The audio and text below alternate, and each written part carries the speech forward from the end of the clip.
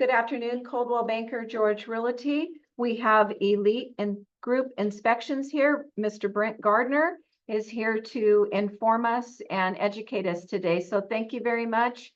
Brent, go ahead. My pleasure. My name is Brent Gardner. I'm from Elite Group Inspections. And today we're going to talk about a few basic topics, but hopefully it'll illuminate you more as to what we really do. Now, some of you have used us or other inspectors in the past, and very seldom are there conversations that happen between inspectors and agents that really detail what our duties are to the property, what our duties are to our clients, and what our limitations are as well. And you'll want to know both of those things for now and moving forward.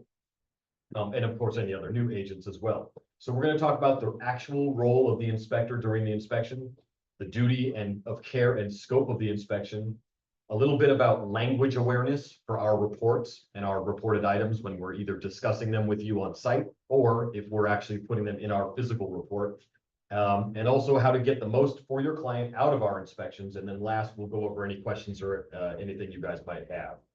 So let me get started with talking about the role of the inspector. So on paper, technically, our job is to visually inspect structures and systems inherent to the structure for defects. That's it. So we're supposed to look at the structure of the home, and systems that are inherent to the property are things like the air conditioning, the plumbing, the electrical. Those are all part of a house, right? Part of any sort of commercial structure as well. So those are the things, roof too. Those are the things we're going to look at. And it's a visual inspection. So if we go to the electric panel and for some reason someone's got a lock on it and we can't open it, we can't inspect it. So all we can see is the front cover. So that limits us. Those kind of limitations we'll get into a little bit more later with access, but it's important that we have as much access to visually inspect the property as possible. Now, the tricky part is that word defect. We can comment on a lot of things. For instance, if this was the living room wall and someone had put a big scratch across it, that's a very cosmetic thing. It's not damaging the structure. It's not a system failure. It's not a safety hazard. That will actually not make it into our report as far as a defect is concerned. We may take a picture of it to note that it was already there before we got there, so it's not on us, but it's probably not going to be in the report. But when the buyer sees something like that in the wall, it's going to be a concern to them, and we'll discuss that with the client at the site. But a defect is defined as this. A material defect is a specific issue with a system or component of a residential property that may have a significant adverse impact on the value of the property, or it poses an unreasonable risk to people. The fact that a system or component is near, at, or beyond the end of its normal useful life is not in and of itself a material defect. So if we see an older water heater, we may note, water heater is older, whether it's functioning or not. Please see plumber for further evaluation. We're not going to make the call whether it's dying, dead, not working, that kind of thing necessarily. We're going to point it in the direction of the contractors for further evaluation. When you guys go to a property and you do your visual inspection, your first walkthrough and making notes, your duty of care is kind of small. You don't have to get into attics, lucky you. You don't have to crawl in the crawl spaces. That's good too, because it's really hot. So you're writing down and making a list of certain things that you notice that are wrong with the property. Our duty of care is a little larger than that. So we go into places that you don't normally go, and we're going to find things that you wouldn't normally see. And then our liability or our responsibility kind of ends with that bigger picture. And anything beyond that, we pass on to contractors because it's their specialty, not ours. Okay. So we typically will photograph and document issues found in the home and clarify testing of items or systems in the home like smoke detectors. We'll turn the air conditioning on, and we have the infrared scanners. You've seen those where we'll measure the temperature of the air that's coming out. We'll let the air conditioning run a while. The heat too. Water, we do the same thing, hot and cold water. We test the temperature, make sure the drainage is okay. These are all visual things that we can easily do. No inspection is designed to be, and on paper, it's not supposed to be exhaustive. What that means is we're never going to find everything with the property. Nobody is. Because there are some times where access blocks us. There are some times where we just can't see something, like we can't open up any walls, we can't make any holes. So if there's an issue back there, and there may very well be, we're never going to see it. And so being aware of these limitations, very often we find clients, buyers will call us and say, well, how come you don't inspect this? It's because of the scope of our inspection. It's limited by visibility and access primarily. So if we can see it, we can report on it if it's warranting report, if it's a defect. And also if we can get to it. Now, we've all seen properties where the garage is just full of stuff. Sometimes that blocks access to the water heater or the furnace or other systems in the house that are accessed in the garage and we can't get to them. Typically what we do in a case like that is we'll take a photograph of the property or belongings that are in the way of what we want to get to and note in a report, skip this due to inaccessibility, excessive property and that kind of thing. You guys have the same problem with your Avids. You may not be able to see things because there's just too much property in the way. Maybe people are getting ready to move and they've got boxes stacked up and they're blocking all the wrong things and you don't want to start moving their stuff because that's a liability issue for you. It's a liability issue for us too. You guys have errors and omissions insurance, so do we. None of us like to use it. So we try very hard to do everything by the numbers, the way we're supposed to, just like you guys do, so that we keep all our documentation in order and prove, yes, we did our job, yes, we did it right, and here's the documentation to prove it, okay? Some things you may or may not know about home inspectors. These are the things that we are not expected to do by our own industry standards on paper and in actual practice. So we do not get involved in, nor can we comment on property boundary lines, okay? Any encroachments, encroachment conditions, or any component or system that is not readily accessible, which we talked about a little bit as far as access, or with any sort of reason for compliance with codes or regulations. So we make no comment on building code. A lot of times we won't know if something's to code or not because we're not code enforcers. That's not our arena. We get asked this all the time though. Hey, the sellers added this room. Can you tell me if it's built to code? We don't know, and we're not supposed to know. You need somebody else for that. But we can comment on any defects there with that structure. Let's say there's a load-bearing wall with this addition that this seller made. Okay, that's fine. We don't know if it's to code or not, but this load-bearing wall has a severe crack in it. Let's just say that that's the case. We'll take a picture of that crack and say this warrants attention from a contractor of some kind. So we will point you in that direction to have that problem rectified, but that's the limit of our involvement in those things. And again, we can't comment whether it's built to code or not. You need to have the permits pulled from the city probably. So I recommend making a friend at the city. Somebody you can call and say, hey, can you get me some papers? That kind of thing. It is helpful. One of the other things we're not allowed to do, and I imagine you're not either, is move any personal items or obstructions. So we're not going to move their boxes of stuff. We're not going to pull their clothes aside in the closets. We're not going to move any carpeting or throw rugs or furniture or even window coverings. Now, having said that, I will tell you right now, we're not going to remove those window coverings to look at the full window, but we will open them. So we'll pull the little drawstring, and if it opens easily, great. And we'll look at the seals of the window, make sure there's no cracks in the glass, things like that. But we're not going to remove them. And if they don't open immediately and easily, we will not push it. Because you can imagine what would happen, and we break it. Now that's on us. So all these, and you guys come across this too, all these little things add up to problems that we can't afford to have. So it's limited our inspection ability sometimes, not always, but sometimes it does happen.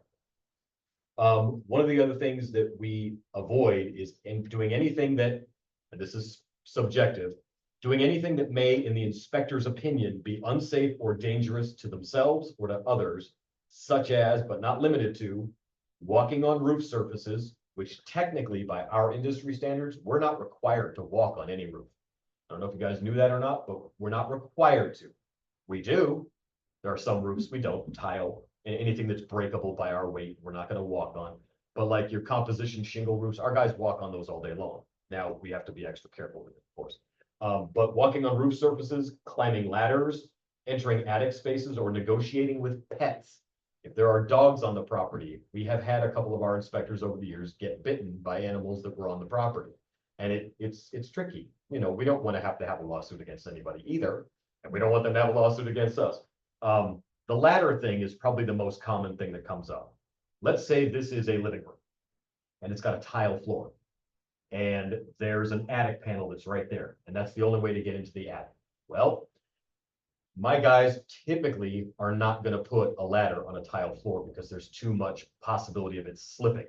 So we may or may not go up into that attic. Now, if he's got a friend with him, sometimes we'll send two inspectors, depending on the property, and somebody who can anchor the ladder for him, then possibly, but it's not likely that we're going to put a ladder on a tile floor and climb it for any reason. In fact, we just had a guy fall about 2 weeks ago from the very exact thing.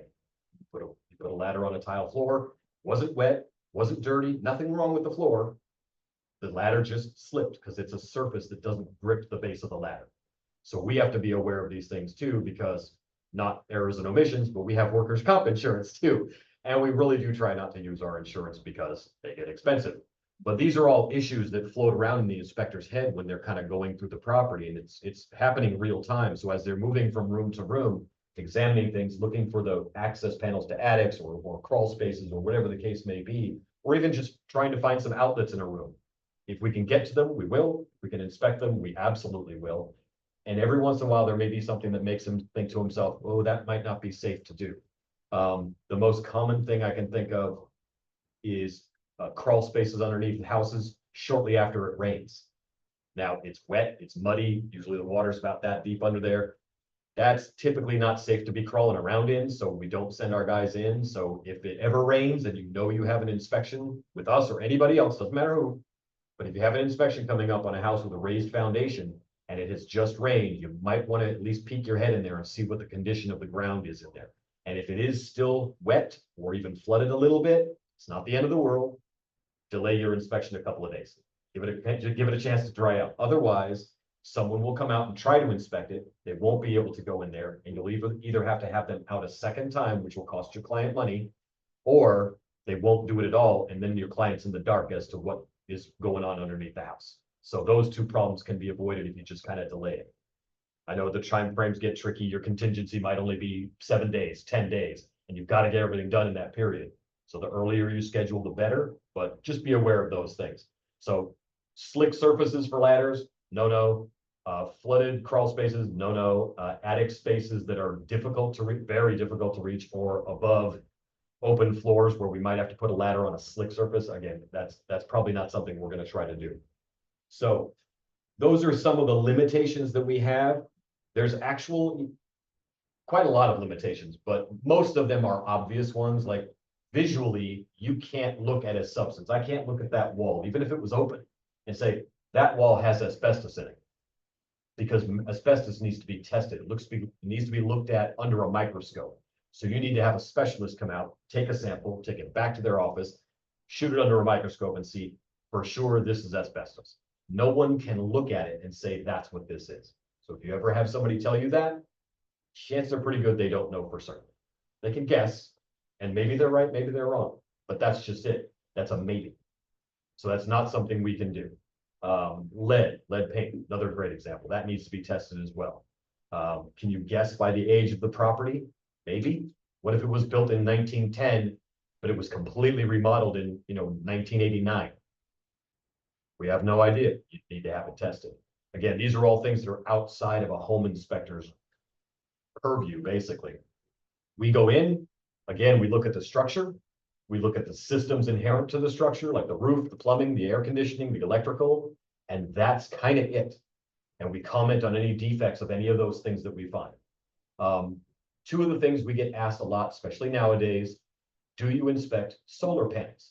The answer is no. Even though they're built onto the house, they're not inherent to the structure. Otherwise, every structure would have it, right? Also, smart home devices, remote controls or the things that sit on the wall that program the whole thing. We don't inspect those either. We don't test them if they work properly, because that's outside of our scope easily. It doesn't affect the value of the home necessarily. It doesn't affect the integrity of the home, and it certainly isn't a safety issue, right? The only thing with smart homes that's kind of cool is our guys have to operate like they're always being recorded.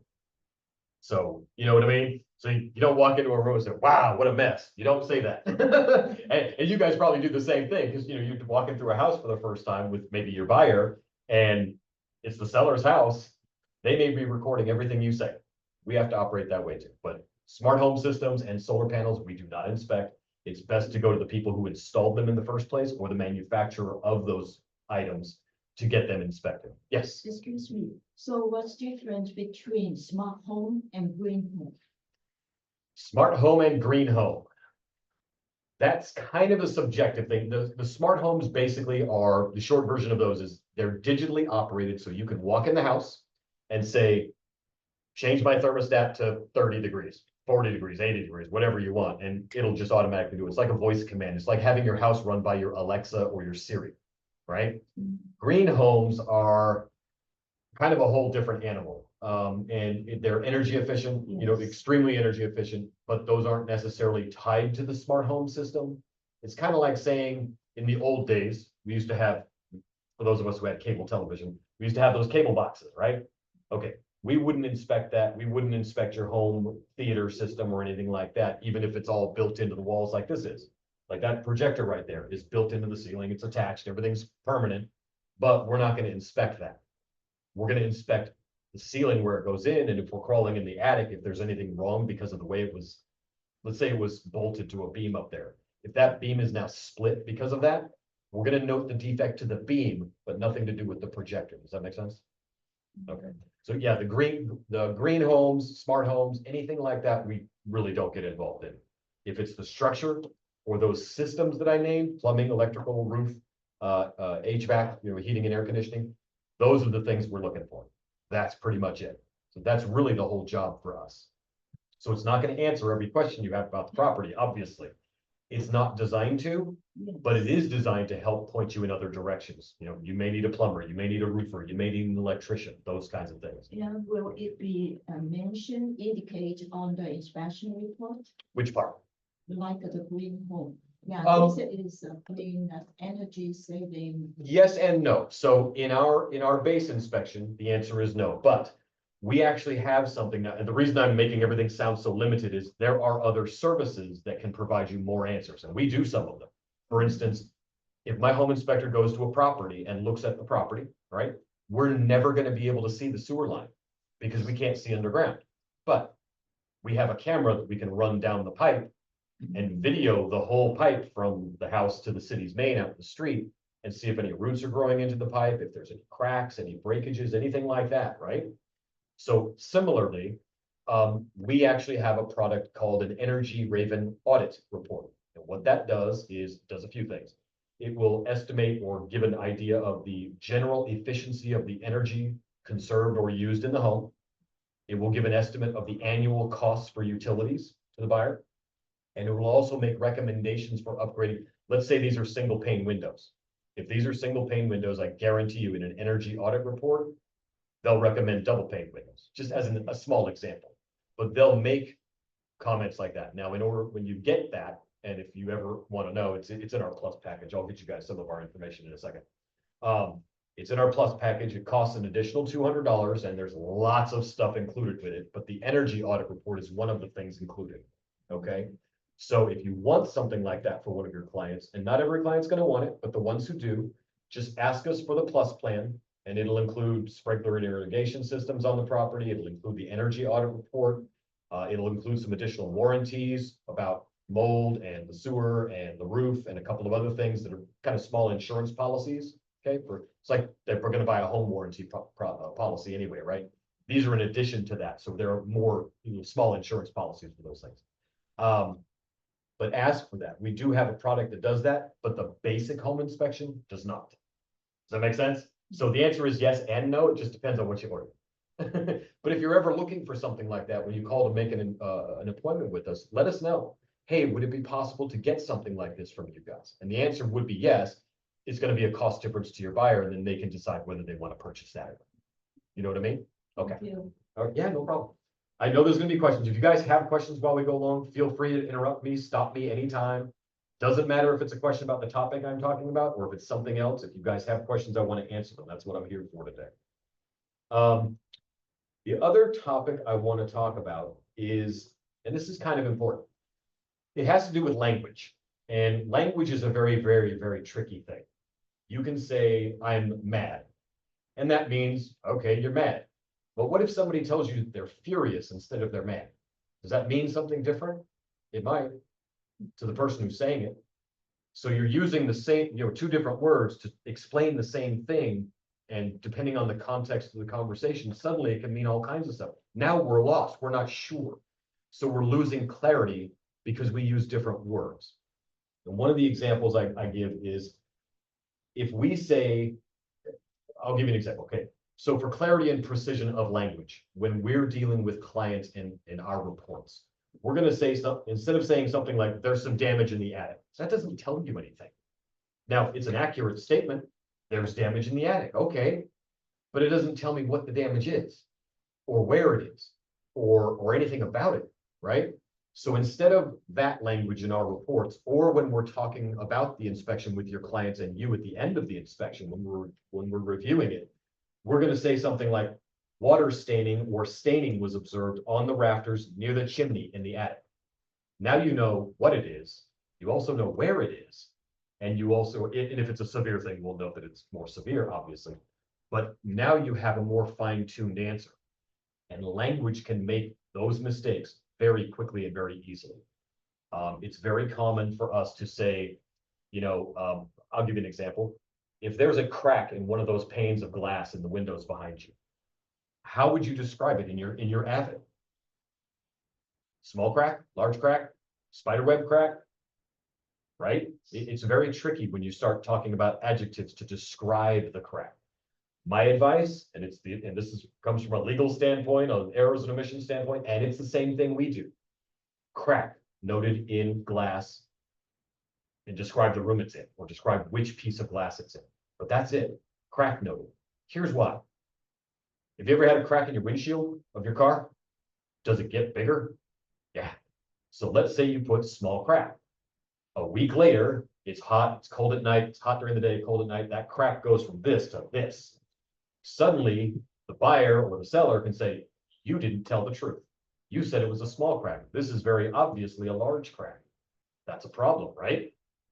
We want to avoid those things too. So you'll notice that we'll scale down our language. We won't describe in lots of detail. It was a large crack created by the earthquake of 1990. We don't do that. And please don't do that yourselves either. It keeps us all out of trouble. But if you're ever looking through an inspection report and it seems a little short or brief on language, that's why.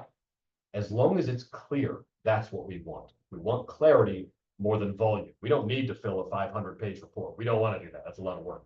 But at the same time, we need to convey very clearly what the problem is, where it is.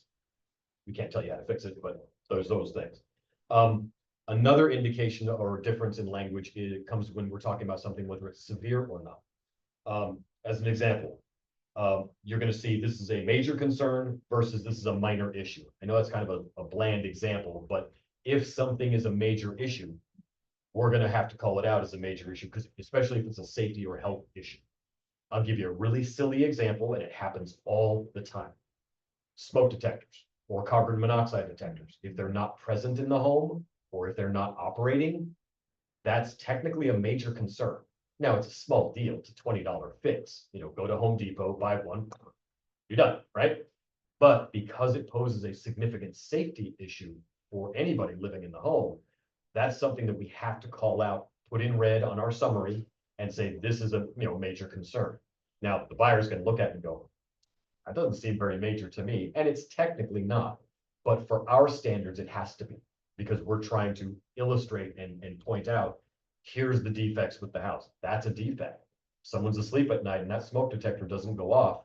It could cost somebody their life, right? We don't want that. Nobody wants that. Nobody. So again, if it's a severe issue, we have to at least describe a severity level. This is not a big issue, or it's a minor issue versus this is a major issue. And these are typically talked about during the review process on site, and then it'll make its way into the report as well. Objectivity. So let me give you an example. So the electrical panel is outdated versus the electrical panel may be unsafe. Which do you think your buyer would rather hear? Our job is not to panic your buyers. We are not trying to scare them away from your property. We really are not. So again, language. We can say that it's unsafe, and that might be an accurate statement. Unless the thing's on fire, it's really not posing an immediate threat. So it's better and it's smarter for us, and it's more generalized to say electrical panels may be out of date. So maybe it may need updating. We recommend seeing an electrician for further evaluation. That's what you're going to see in your report. And that's calls out the issue. It specifies what the issue may be. It's just, it's old. It's outdated. It needs replacement probably, but we're not going to say that part, not the replacement part. But you need to have a contractor out to evaluate it and then make the determination for you and talk about cost, those kinds of things. What it doesn't do is make the buyer think, oh my God, the house is going to burn down, because that's what they'll think. We've seen it. We've heard it. There's inspectors out there in the world right now that still talk like that. They still use language that's maybe not smart to use. And language is important. You know, you can use lots of different language with people. That's what I do for a living. I speak. I talk to people. I talk to groups. I talk to Zoom meetings. That's what I do. That's what I do with my guys at work. We have meetings like this, 10 inspectors at a time, and we talk about how we talk at the inspections. And we want to be very careful, and everybody needs to understand and be on the same page. This is the way to approach this issue or this description without getting yourself in trouble, without needing any further questions or answers, because you've already clarified it. And this is the way we want to describe these things. And it's for me, it's super important because it's what I do for a living. So I'm biased. But to an inspector who works alone all day, goes into a house, looks at stuff, checks things, turn things on, turn things off, writes stuff down, takes pictures, he's not always thinking about talking because that's not what he's doing all day. You know, so anyway, again, language, super important. As far as recommendations, when it comes to, again, language. So typically, and you've seen a bunch of these, I'm sure, typically in an inspection report, you're going to find this language. It'll say, recommend further evaluation by X type of contractor, structural engineer, electrician, roofer, whatever the case may be. So you're always going to see recommend further evaluation by. That doesn't mean it's an emergency. That doesn't mean it's a minor issue. Just recommending it's outside our scope of duty or scope of knowledge. So you're going to need a specialist for this thing. My home inspector is not going to take apart the air conditioning unit piece by piece and make sure every spring, coil, bolt, and compressor is operating properly. We don't know how to do that, and we don't know how to put them back together again. So that could be a mess. So we don't want to do that. What we can do is turn the system on and off, run it for a half hour, 45 minutes, measure the air temperature that it comes out as, both hot and cold, for the heating and air conditioning, and comment on that. That's what we'll do. If any of those things seem out of place or not working properly, we run the AC for 30 minutes in this room. It should blow cold air out of that thing. If the air blowing out of it is only 82 degrees and the thermostat's set for 70 degrees, and after a half hour, it doesn't get any lower than 80 something, something's not right with the unit. We recommend further evaluation by an HVAC contractor. That's all you'll get from us. And that's the right thing to say. Okay. What we don't say is, you might want to have someone look at that. Okay. Who? My Uncle Freddie? Because everybody has an Uncle Freddie who knows everything about houses, right? We've all run into them. And no, that's not who you want, because we can't recommend that, because that could get us in trouble. Uncle Freddie works on the air conditioning unit, blows the house up, that's a problem. So again, we make very specific recommendations. They're very generalized, they're very basic, but they are still specific. We recommend seeing an electrical or a roofing or whatever contractor for a further evaluation of this particular issue. And that's why we do it that way. So clearly we're kind of tied by bounds of our job. And there are certain things we can do within that, certain things we can't. Legal implications. This is a fun one. So one more time with language, we try to avoid, well, we avoid terms like that wiring is illegal. Now, again, we don't comment on code or building code or ordinances or anything like that. So it's actually outside of our purview to say that anyway, but we avoid language like that, even if it's outdated, even if it's not to code, even if my guy knows it, we cannot put in writing that is illegal, because now what we've done is we've accused the seller of something in writing.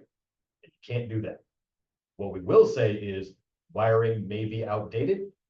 Seek further evaluation from an electrician. That's what you're gonna see.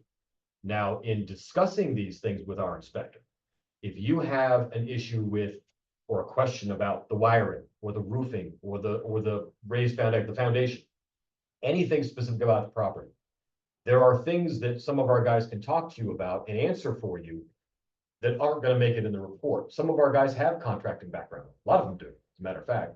A couple of the guys used to be general contractors. They used to build large apartment buildings.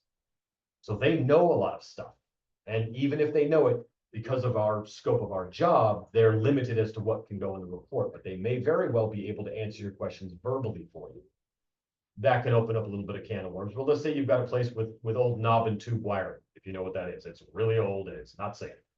We can't say it's illegal because until that house gets rebuilt, they don't have to upgrade the wiring. They probably should. They don't have to.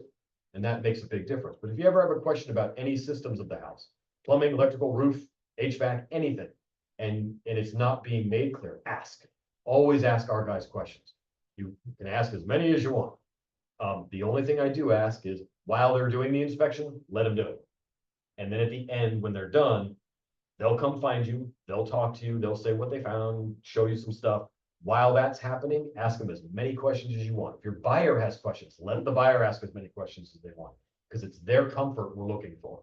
We want them to be secure with, we want this house, we know there's some issues, we're not sure. And if those problems with the house after our inspection seem manageable, the buyer is more likely to go forward with the purchase than run away from it. If they look at our report and it scares the hell out of them, chances are pretty good they're not going to buy the house, which does not help you. Now, we're not going to lie. We're not going to make stuff up. We're not going to add things that shouldn't be in the report. We're just going to identify defects, put them in the report, and discuss them. That's it. All within the confines of what our scope is, all within the confines of what I call clean language, concise, clear language so that everybody understands it and reads it. There's no questions. There's not, well, what does this mean? It's very specific, like the thing with the attic. It's problem with the beam, stain noted in the beam near the chimney on the far side of the living room. Okay, we know where that is. We know what it is. One of the things we actually don't do, this just came to mind, we can't comment on the cause of any defects. So let's say there's that water stain in the attic that we know. Okay, we can say that there's a water stain. In fact, is there any in here? No, of course not. So let's say there's a stain in the ceiling. Okay, we can say there's a stain in the ceiling, stain noted in southeast corner of whatever. And we go up in the attic and we see the same stain up there. We don't know if that's because of a roof leak. For all we know, someone spilled a glass of water and just never cleaned the stain. We don't know. And because we can't say for certain and we can't see the cause, we can't comment on it. And we get asked all the time, well, how did that happen? Do you think the roof's leaking? There's no way to know. And if we say yes, suddenly that puts us on the hook for saying that the roof is insufficient. Now we've got more questions. Your buyer's going to have more hesitation and more unhappiness because now they're going to think, oh, geez, now I need a new roof. I can't afford a new roof. I can barely afford the house, and that happens. But that's how one thing can kind of lead to another if we're not clear about what we're doing. If we're not specific about what we're doing. Okay, so how to get the very most out of your inspection. One, and I already said this, but I'll say it again, let the inspector do the inspection. If you have worst case scenario, you have the seller, the seller's agent, you have the buyer, you guys are there, and you have the dogs and the kids and the aunts and the uncles, and everybody came to the party. Please just keep everybody away from the inspector. Typically it's the listing agents and the sellers. They follow us around a lot and they say, oh no, don't put that in the report. Oh no, don't put that in the report. Because they don't want anybody to know anything's wrong with the house. And I get that to a point. Everybody thinks their house is perfect. I think mine's perfect and it's not. But it does do two things. It distracts the inspector and he may miss something. And what that does is leaves an unclear report for your buyer, but it also leaves us open to potential claims and lawsuits. Because if we miss something that's significant, your buyer buys the house, finds out later, hey, what happened? Nobody told me about this. You're in trouble, we're in trouble, everybody's in trouble. And we don't want that. So the best you can do, if you can, if it's feasible, run interference for our inspector. take your buyer out to lunch or arrive at the inspection late on purpose. You know, if it starts at 12 or 2, arrive an hour later. Give the inspector a nice head start. And then at the end, during the review, this is probably more important than letting the inspector do his job. When the inspector is done, our guys are trained. They're going to come find you and the buyer who we're representing. We're going to answer every question you can come up with to the best of our ability and more. And we're going to show the buyer often the findings. Like if we find something significant, we're going to walk them over to what we saw. We're going to explain what we saw, what it looks supposed to look like, and why we wrote it in the report. And we're going to explain it to them and answer their questions. So we're alleviating their stress. Their stress levels already off the charts, right? There's a lot of paperwork. There's a lot of unknowns. There's a lot of stress. There's a lot of money being changed hands. They're freaking out anyway. The last thing we want to do is be the straw that broke the camel's back and break the deal. We get accused of that all the time, but that's really not our intent. Our intent is to identify the problems, report on them, and share them and discuss them with your client. And we try to do that in the absolute best way possible. We are large enough, thankfully, that we have the ability to have people like me work with our guys and not train them because they know the inspection part and they have trainers for that. But my job is to train them with people, like how to talk to people, because they don't do it every day. I do. And I'm better than they are at it. And some of these guys are kind of introverted. They're not used to talking to anyone. And, you know, working with agents and clients on site at an inspection can be intimidating. It's tricky because we don't want to make anybody mad, but at the same time, we still have to do our job. And I tell them all the time, I said, look, if you're doing your job, you have nothing to fear. You have nothing to worry about. What you do have to worry about and be concerned with is, can I convey this information to the buyer and the agent in a clear manner and answer their questions to their satisfaction and go home knowing I did the right job? That's all you should care about. That's what I tell my guys every week. Say the same thing. I'm sure they hate it, but that's true.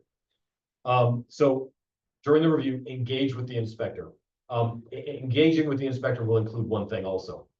If your buyer is there, and I recommend this near the beginning of the inspection, when the inspector introduces himself, you guys are introducing your buyer.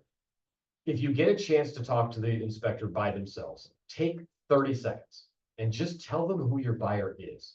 Is it a new buyer, a first-time buyer, and they're really nervous, like more than normal? Or is it a contractor? Do they already know all kinds of stuff about the house? Because we don't want to accidentally talk down to them either. You know, if we're talking at this level, or we're talking to them like they don't know what we're talking about, that can offend some people. And that's important for us to know because we could accidentally offend someone. And we don't want that either. So if you have a chance, just tell the inspector, hey, you know, these are first-time buyers, so go easy on them. They know what that means, and they're perfectly okay with that. But if you give us kind of a little guideline to what we're doing, it helps a lot, especially when it comes to the review at the end. As far as, go back a little bit to, there's things we don't do with the basic home inspection, but there are other things we do that answer more questions than the home inspector can. One of them has to do with cost. If I say the water heater's bad or the electrical panel's out of date or whatever, the very first question we get asked is, what's it going to cost to repair it or replace it? Well, our inspectors, most of them, many of them, don't know, nor are we allowed to comment on it technically if we do know, because it's not part of the home inspection. But, and you've used us before, so you probably know this, and any of you who have probably know this too. Automatically included for no cost, it's free, with every condo or single family home inspection, we have a product called Repair Pricer. For those of you who don't know what that is, another company called repairpricer.com, they take our summary of our report, and based on the items in the summary only, okay, they're going to provide an estimate, a quote cost for each of those items. And here's how it happens. Let's say you have your inspection done yesterday and you have your report. It's paid for, signed, all that stuff. So you have the inspection report. At some point between the completion of that inspection and now, you're going to get an email from Repair Pricer saying, here's the preview of your report. It's going to cost about $8,500 for the repairs that were mentioned in the summary of the inspection report. Would you like the full report? You click the button that says yes. Doesn't cost you anything. And you make, you know, you from your email, so it's going to send it back to your email. And this only goes to you and us. It does not go to your clients. It's just for us. Within 24 hours of you saying, yes, I want the full report, you're going to get a very detailed and itemized list of all the plumbing items, roofing items, electrical items, HVAC items, interior and exterior items of the home that were mentioned in our summary with quoted costs on them.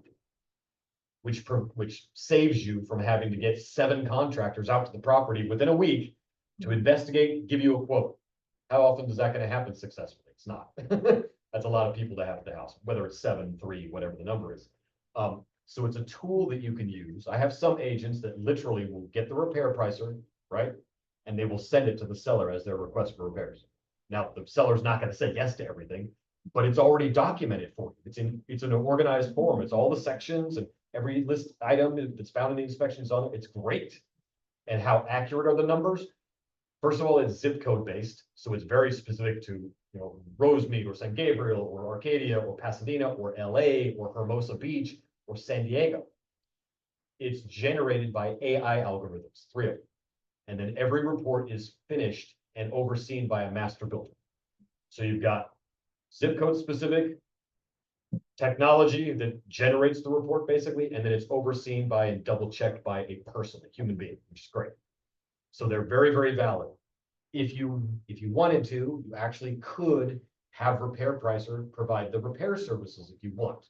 Chances are pretty good. You might have your own contracting network, which is great. That's better. Use them.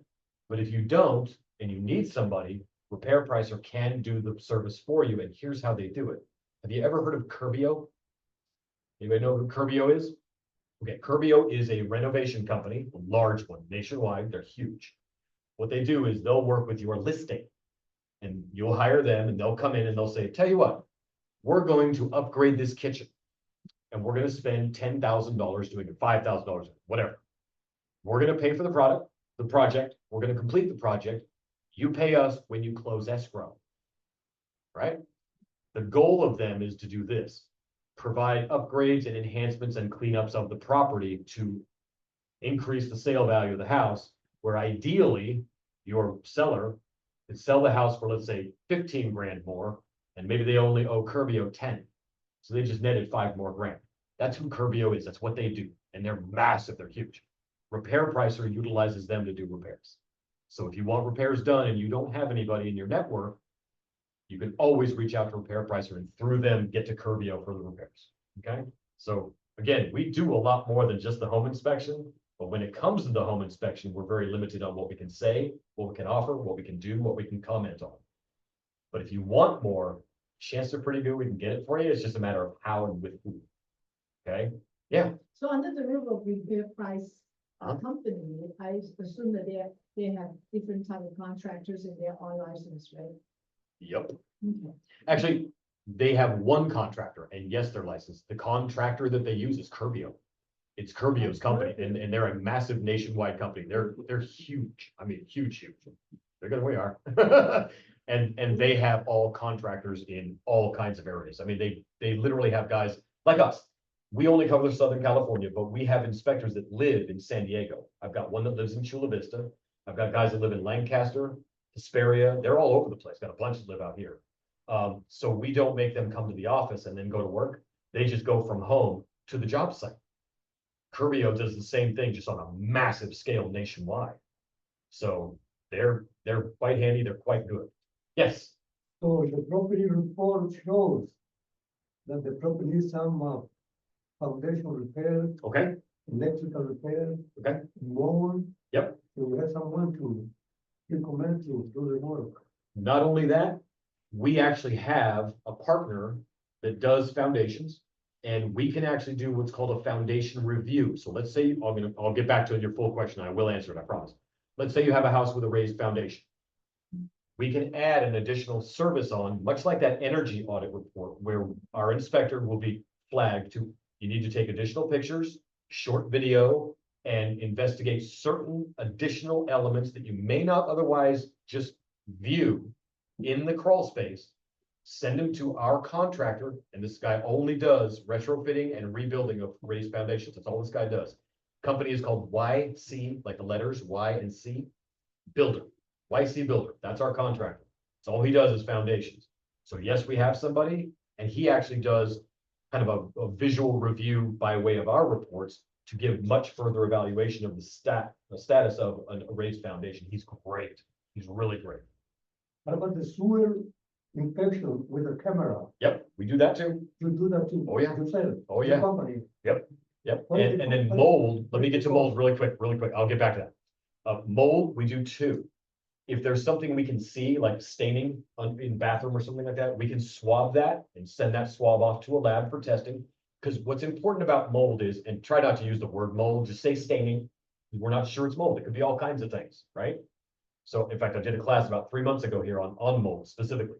You need to find out if it's mold and what kind it is, because there's thousands of kinds of mold. Some of them are really easy to get rid of. Use water and a sponge for most of them. But there are some that require professionals to treat and then get rid of. And here's why mold is an issue. If this is your wall and there's a stain on it, if it's mildew, it will only grow on the surface. So you just wipe it off and it's gone. If it's mold, mold grows inward. So if it's here, it's behind the wall too, every single time, which means the wall has to be open. You have to look at the studs. It's a mess. It's a problem. So you want to know if it's there. So we need to find out, is it mold? And if it is, how far does it go? And those kinds of things. So, and we do both types. So there's the mold analysis inspection from us. The other kind is if you don't see anything, you see no stains, nothing that indicates that there might be mold in the house. We can do an air quality test where what we're checking for is mold spore counts in the air. And we're surrounded by it all the time. Most molds are very healthy for you, that's fine. But if there's a bad type of mold that's in the ventilation system, we're never going to see it. So it'll never be in a report, but we can test the air for you, right? Now you want to know what it all costs, right? Okay, back to your sewer scope question. What was your follow-up question? The sewer inspection with the camera, Yes. what is the cost? Okay, so if you do the home inspection and the sewer scope together, the sewer scope itself is $275 on top of whatever the home inspection would cost. Okay, if you do the sewer scope by itself with no home inspection, and we get these sometimes, it's $325. So if you pair them together, it's $50 off, which is kind of cool, right? You can package things in lots of different ways. Let me see what's that. I know, they're all gone. You guys took all my stuff. Okay, that's all right. If you want a cost of multiple services, there are ways that we can package them, and it's kind of convoluted, but it'll save your client money. If you're going to use 2 or more of our additional services, whether it's an air quality test and sewer scope or whatever, and the home inspection, call me, let me know. I'm gonna put my cards up here so you guys can all get them. Here's little flyers for you guys too. Leave these in the office too. So we do termite, we do roof certifications because we have a roofing division with a roofing contractor. That's all he does. Okay. We've got mold specialists. We've got all kinds of people. We do commercial, we do residential. Chances are pretty good if you need something inspected and a report on it, or even if you need some numbers associated with stuff, like the repair pricer gives you costs, we can probably do it. It's just a matter of how much will it cost, and can you do it all on the same day, or will it be multiple days? Let's make it clear. Yeah. You do termite inspection and repair. Yes, we have a whole termite division. So now here's the trick about the termite, and this is me being honest here. If you already use somebody for termite inspections and they give you a free report, use them. Ours are going to cost you $130 up to 3,000 square foot homes. Okay, so if you have somebody that's going to save your client some money, chances are pretty good they can do repairs too. I would use them. But if you don't have somebody and you need somebody in a pinch, call us. We'll add it. That's not a problem, but it will cost $130. I try not to make people spend more money than they have to. You know. So what you mean is besides the termite inspection cost plus the report cost of the report. Yeah, so we're gonna come out and inspect for termites. If we find things, they're gonna report on 2 things. Presence of the critters and also any of the repairs that are necessary. So there'll be a section 1, section 2. Here's what the repair cost would be, and if you'd like them to do the work at some point, they can do the work for you. So they're, because it's a termite company called Brothers Termite. We partnered with them 22 years ago, something like that. We've been partnered with them forever. Our roofing guy does 2 things. He'll come out and do a roofing inspection to give you a quote on any repairs or replacements necessary, which is nice because it's from a licensed contractor. Okay, it's called Rocket Roofing. Or he'll come out and certify the roof. So what that means is, it's called a roof certification. He'll come out, he'll look at the roof, and if the roof needs no repairs, if it's in great shape, he'll certify it for 2, 3, 4, or 5 years, whatever your client wants to purchase. Here's what that means. You know how if you turn something into a home warranty, there's always a limit for how much dollars they're willing to spend on an item to fix it? If my roofing guy certifies your roof for 2 years, if it leaks at any point during that 2-year period, it doesn't matter what it costs to fix it, he's fixing it, no cost. Period. If he's willing to put his reputation and his company on the line, say this roof is not going to leak in 2 years, he's got to fix it if he's wrong. Period. That's the way it goes, right? So that's kind of a cool thing to do. I find more of those on the listing side, pre-listing inspections will have a roof certification because it's a great attractor to buyers. They can go to the buyers and say, hey, we just had this roof certified against leaks with no cap for 2 years. You have no problems with this roof, which is pretty significant to a lot of buyers. Let's be honest, roofs are expensive, right? So we do the sewer scope, we do termite, we do roof certifications, we do mold and air quality testing. We even do electromagnetic field testing, for God's sakes, which is rare. We do about 4 of these a year, but sometimes a house has one of those great big power things in the backyard. It's buzzing and you're like, oh, that doesn't sound safe. We have instruments that will test how much electromagnetic waves are coming off that same thing. A lot of people with infants are very sensitive to those types of things. They want to know. So if you ever have a client that's interested, hey, there's a lot of electromagnetic stuff out here. I'm near a cell phone tower. I'm near an electrical power plant thing, whatever it is. If they want to know, let us know. We can help you with that. It's really, really easy. And then those are all additional services. The standard equipment, and this is important too, probably more important. The standard equipment every single inspector we have has with them is they all have the ability to do the air quality tests. So it doesn't require 2 people to come to the property, just one, my inspector. You just have to add that service. But they have that equipment. They have moisture meters, infrared cameras, every single one of them. And the reason they have that is because those infrared scanners and those moisture meters tell us things we can't see. The example I always use is this. We don't inspect most appliances. Some of them we do, like the oven. We'll turn it on, turn it off. Dishwasher, we'll turn it on, turn it off, make sure it works. But like a refrigerator, we don't inspect refrigerators. So what happens is, if there's a refrigerator here against the wall, we're going to walk right past it. But what if there's an ice machine in it? That means there's a line for plumbing behind it, doesn't it? What if that little line, because they're tiny, you've seen them, they're like a thread. If that thing's leaking in the wall behind it, we're never going to see it. So again, you can't move their stuff. I can't move their stuff. But if someone, seller, could move that refrigerator out a few feet so my guy can get back there and reach the wall, we'll take our moisture meter, which doesn't look too different than this, and we'll scan that wall, and it's like a percentage number. So it might be, 999. All of a sudden it'll jump to 44. Okay, there's a moisture spot in that wall. We may not know where it comes from, but we can at least know, okay, the plumbing goes in here and the moisture spot is down here. That may, that's the word we'll use, it may indicate a leak. We request that you seek further evaluation because it's behind the wall. We can't open it. But at least you'll know. If you don't know, here's what could happen. Refrigerator's there, leak behind it. Let's just say your buyer buys the house, refrigerator goes away, they put their own in. But before they put it in, they notice something's weird about that wall. They have somebody investigate it. They have a contractor open up the wall and the studs are just covered in mold. That's an expensive problem for your buyer that they would like to have known about ahead of time. It's not your fault. There's only so much we can do. We know that. But it's one more area we can be thorough and allow the buyer more information than would otherwise be noted with a refrigerator there. So little things like that can make a big difference. So next time you're walking by a fridge in a potential property for your buyer, make a note if there's an ice machine in that refrigerator. Or ask, does it have a water machine or does it have water and ice in it? Oh, okay. And when our inspector comes out, tell them, say, hey, we're going to try to have the seller move the refrigerator out just a few feet. Would you look at the wall behind it for us and just make sure there's no problems with it? None of my guys will say no. None of them. Okay. Anybody have any other questions? Other services, how an inspection works, how it doesn't work, what we can do, what we can't do? No, none? You guys are making this too easy. Okay, so I recommend making use of our repair pricer. It's a great tool. It's free. It doesn't cost you anything. All you have to do is wait for the email and click yes. That's it. From that time, within 24 hours, you'll have your report.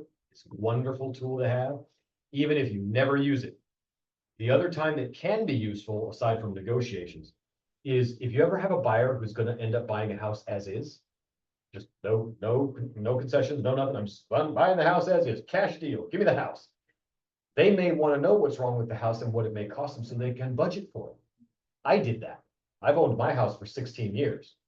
2 years ago, I had it inspected just so I could get a repair price. I didn't care what the inspection said, but I needed it to get to step 2, which was the repair price. I knew that there were some issues, some older plumbing, this, that, and the other thing. And then I had a list and I had costs associated with it. Now, since 2 years ago, I've attended, there were 6 issues with the house that I wanted to take care of. I've attended to 5 of them. Because, and I could afford them very easily because I budgeted for them. I knew which ones were most important because my inspector told me, right? That's what it's for. And aside from negotiation. So if you ever have a buyer who's gonna buy something as is, repair price, just, here's your gift, Merry Christmas, whatever. Make their day. And at least they can plan for it, because the worst thing that happens is the AC goes out on you yesterday and it's 105 degrees outside. Nobody wants that. Just try to get an AC guy out to the house yesterday. 1, they're busy, they can't get to you. 2, they're gonna cost you a fortune, right? Now, if it's in January, they need money, so they're willing to cut you a deal. It costs less. That's not when you're gonna have a problem. You try to attend to things before they're a problem, which was the whole idea of the home inspection. It'll save you guys money in the long run, save your client money. Okay? Anybody have any other questions? Inspection we covered Los Angeles County. Or, Where do we cover? Yeah. Glad you asked. San Diego County, LA County, Orange County, San Bernardino, Riverside, and Ventura. All of it. So if you have a house in Southern California or a commercial property in Southern California, we can do it. We go as far as Barstow. We go all the way to the border south of San Diego. We go up to Camarillo, even Santa Barbara, and we go up to, do you know where Rosamond is? It's up above Lancaster. We go up there too. that would be extra charge. Nope. Nope. You know why? Different price. I have guys that live there. I've got a guy, in fact, I've got 2 guys that live in Lancaster, 1 in Santa Clarita, I've got 1 in Moore Park, I've got 1 in Calabasas, I've got 4 down in the San Diego area. So they work from home, technically. So we don't have to do that. Now, smaller companies who only have like 6 guys, chances are pretty good they're fairly local, and they do have to drive. Like if we go to Palm Desert, I have a guy that lives in Desert Hot Springs. It's 20 minutes, right? If they live in, Cypress or in Arcadia or wherever, they've got to drive a long way to go out there. So for us, it's easy. For them, it's not. But we have 92 inspectors. We've got a lot of guys. It's a big, big company. So we've been doing this for 40 years. So we've got a lot of practice. But it's a good question. But yes, the short answer is if you have a property in Southern California, chances are pretty good we can do it. The only limitations you might find is with termite, for instance. Our termite division is only licensed in Ventura, LA, Orange, San Bernardino, and Riverside. So they can't go to San Diego, and they are limited because they are a smaller company, because it's not our company, it's somebody else. They are limited as far as distance. Like they won't, I think they'll go as far as like San Bernardino City, Riverside, Corona, that direction. And then this direction, they'll go all this way. But if you get too deep into Ventura, like past Simi Valley, they'll probably say no. So, but always check, always ask. You say, hey, here's the property address that I've got. These are the things I want. Can you do them? And I'll tell you which ones we can and can't do. And I'm really, really responsive with my phone. In fact, I carry 2. Because I get inspectors texting me all day about questions and answers and whatever. I get my call center texting me and asking things. I talk to people all day long. In fact, I've missed 5 messages just since I've been talking, which is a good thing.